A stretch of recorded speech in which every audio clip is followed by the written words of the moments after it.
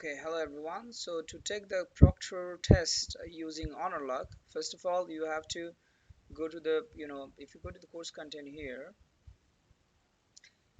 any Proctor test, if it asks you the password, I'm not going to provide you password, the Honorlock is going to, put password for you. So what you have to do is, you just have to go here in the Honorlock folder, and there is a Proctor test using Honorlock, and then click that folder and you will be able to see all the test uh, enable test, uh, and then you can start.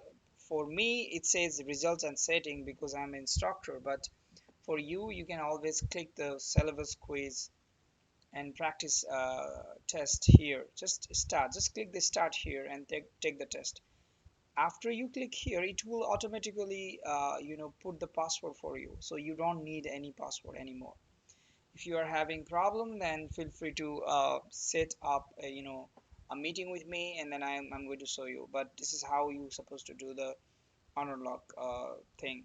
Okay, whatever exam you are taking, proctor exam 1 2 3, final exam, whatever, if it's proctor, then just go through this proctor test using honor log board and start from here. Okay, all the best.